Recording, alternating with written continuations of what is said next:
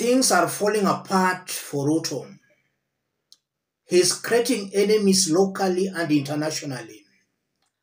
And even in Africa, his African colleagues are seeing him as a traitor, a puppet of the West, somebody being used by America to betray African countries. Yesterday, while speaking in Nakuru, he attacked Ford Foundation as being behind Gen Z protests. And so far, Ford Foundation has responded, delivering a bad news to Ruto. And the moment he starts fighting large foundations such as Ford, then it's very clear his days are numbered. His rule is a moribund rule. He's just counting his days. The kind of a global respect maybe was enjoying is now diminishing. So William Ruto has to tread with caution. I want us to have a look at what William Ruto said before we have a look at Ford Foundation's response. President William Ruto now claims that Ford Foundation, a foreign entity, is funding the ongoing demonstrations in the country. Speaking on Monday, July 15, while touring Nakuru County, the president condemned the violence experienced in the country over the past few weeks. He reiterated that foreign entities are sponsoring the protest led by the Gen Z against his administration. These people bringing money to sponsor youth protests in Kenya, we will stop them. I would want to ask Ford Foundation to tell us that money they give to fund violence, how does it benefit them? The president posted. The president gave a stern warning promising to take action against the alleged financiers of youth protests. We have no use of anarchy, violence and destruction of property and loss of lives. Those sponsoring that violence, we know you, and I want to call out those who are behind anarchy in Kenya. Shame on them. We are going to call them out if they are not interested in the democracy in Kenya. We are going to call and tell them to either style up or leave, he added. Yes, that's what William Ruto said yesterday. So he was accusing Ford Foundation of being behind Gen Z protests. But as Kenyans, we know that's a very big lie. That's a very big lie. And William Ruto can take his lies to the birds. We know that his incompetence is what took Kenyans to the streets. And if at all Ford Foundation in one way or the other supported some protesters, then Kenyans are happy. They did that on behalf of the people, the majority. So let's have a look at Ford Foundation. Before we have a look at their response, what do?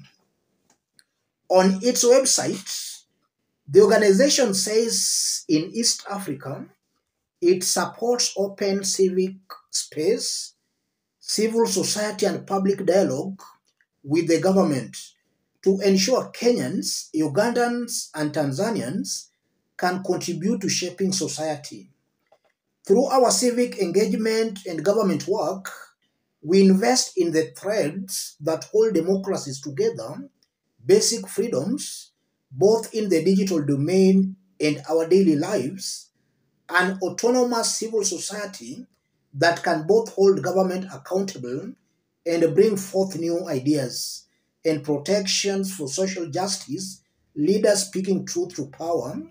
We believe that we can end inequality by advancing these democratic values, the foundation says. Ford Foundation adds that it supports efforts to advance principles of open government and civil society organizations, calling for greater transparency and accountability to prevent systemic corruption. Prominently known for its grants, the Ford Foundation credits itself with having helped establish the University of Nairobi in 1963 and giving significant grants to universities in Eastern Africa to invest in the region's future. It has also been at the forefront of advocating for civic justice to protect social justice activists, artists, and marginalized groups. That's what Ford Foundation has been doing since 1963. And they're even saying they helped establish the University of Nairobi. They have been in the country since 1963, even before William Ruto was born. So in just under 2 years, Ruto is now threatening the Ford Foundation. Ruto should wake up from that sleep and he should see things clearly. This is the response by Ford Foundation. Since 1963, the Ford Foundation has rich history of commitment to ensuring the independence of East Africa's democratic institutions. This includes our support for civil servants and technical experts who helped establish an independent Kenya, supporting the growth of the educational sector and the work of the Kenyan government and of its diverse civil society. We retain an ongoing commitment to supporting work in support of Kenya's development and Kenya's leadership on an African and global stage, exemplified by our support for the inaugural African Climate Summit held in 2023 in Nairobi and Kenya's current leadership as co-chair of the Open Government Partnership. While we acknowledge the right of Kenyans to peacefully advocate for a just and equitable country, we repudiate any actions or speech that are hateful or advocate violence against any institution, individual, or community. We do not fund or sponsor the recent protests against the finance bill and have a strictly non-partisan policy for all of our grant making. As we noted during the Kenyan state visit to the United States this past May, we are committed to building on the legacy of the Ford Foundation's more than 60 years in the region so that Kenyans can unlock opportunities that extend to all. That's Ford's response. I see they're reminding William Ruto that they've been in operation since 1963 and they have done a lot. What Ford has done in Kenya, I don't think William Ruto as the president, he has done in his 2 years rule. So by William Ruto threatening Ford Foundation, he should just know the kind of damage he's doing to our country. And this is just a continuation of William Ruto's blunders. He has messed the country in the 2 years he has been in power and is still continuing to mess the country. If William Ruto cannot be stopped, then I don't think we are going to have a country in the coming days. William Ruto is very dangerous, very destructive to our country. Everything good in the country, he is tearing it apart. And last time when he was in the United States of America, we were told that he had some dialogue with Ford Foundation, and we also saw him taking some pictures with Ford Foundation bosses, only for him now to come back to start now saying that Ford Foundation is the person or is the institution funding Gen Zs. Ruto is creating enemies locally and internationally, and before he realizes, he'll be in a very big hole.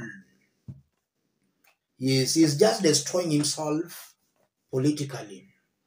And a man spearing himself with his own spear cannot be mourned. Ours is just to watch as Ruto destroys himself. And that's why I've always maintained the gods have conspired to destroy Ruto. He's blind and deaf. He's not seeing. He's not listening. The writings are on the wall. If he can't change, then he'll most definitely perish.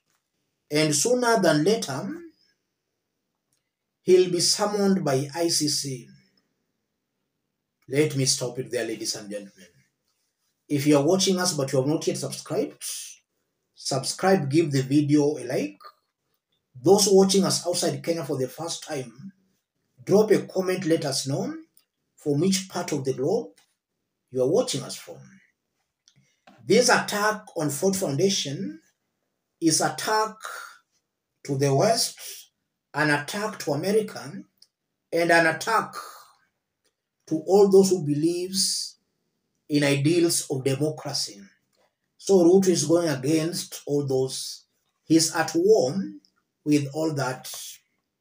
I don't think he will survive. Thank you. God bless you. God bless Kenya.